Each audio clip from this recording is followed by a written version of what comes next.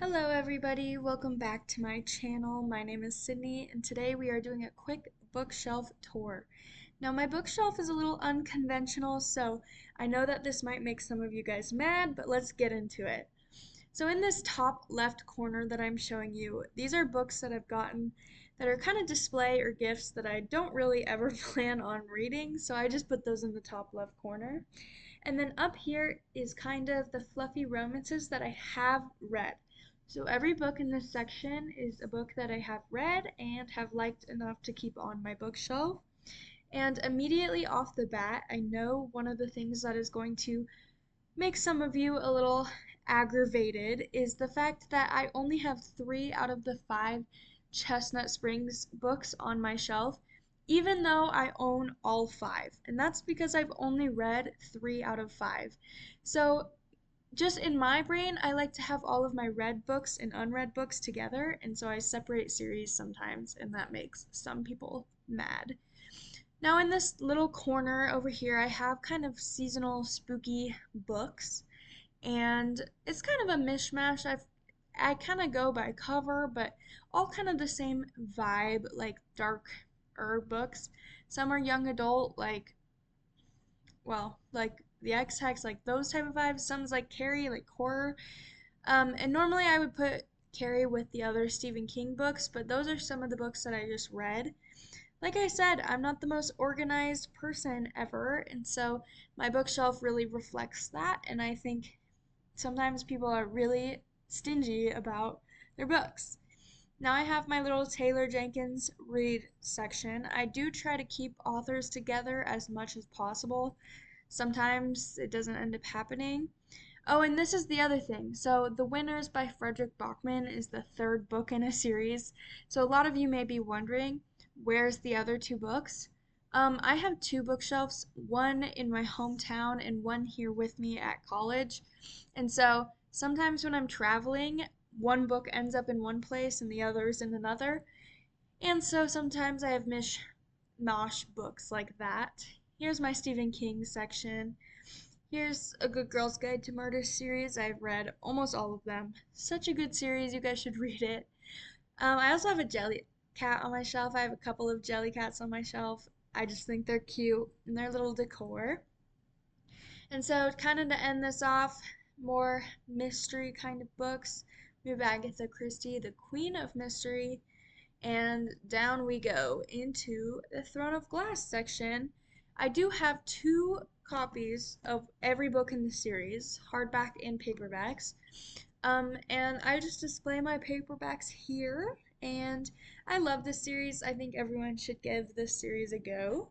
This shelf kind of has my series, whether they're young adult, fantasy, those type of series. So I have the Throne of Glass series, I have Harry Potter, I have Hunger Games, I have Fourth Wing, just those kind of books. And again, I don't have the Sorcerer's Stone on this shelf because I actually plan to read it this month as a reread, so it's on my reread shelf. So you'll see. I know this is really unconventional, but it works for me, and I thought I'd show you how I do it because why not?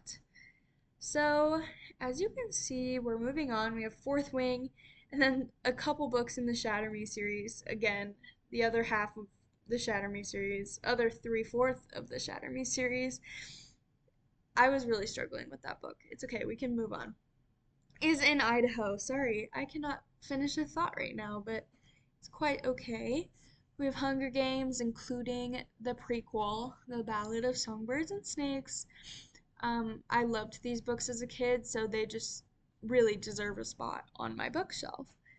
Um, Moving down, we have these are starting the books that I haven't ever read or I'm rereading, which is The Sorcerer's Stone. The Housemaid, which I want to read this month. Wuthering Heights, I've always kind of wanted to read. Never read Salem's Lot.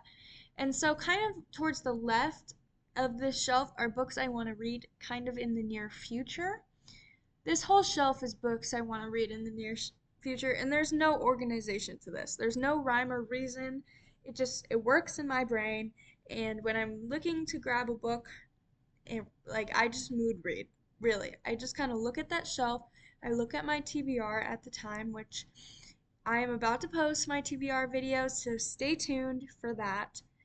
But I mean, I kind of have the romances together, and then I have the Christmas books together at the end of my shelf, but it just makes it so much easier when I have a whole shelf of books that I can reach from and they're all in the same spot. And it works for me. Like I said, I'm not judging you.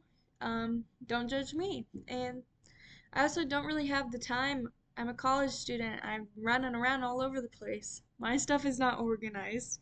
I'm busy, busy. But I cannot wait to read Christmas books this year, so I'm so excited. That little portion of my shelf is so good. And moving down, this is basically my last shelf. These are books I haven't read, but I don't really plan on reading them in the near future. Like, they're not off limits by any means, especially like extra ones in series, like the Housemaid series. If I really like The Housemaid, there's a very good chance I'll pick those up right after.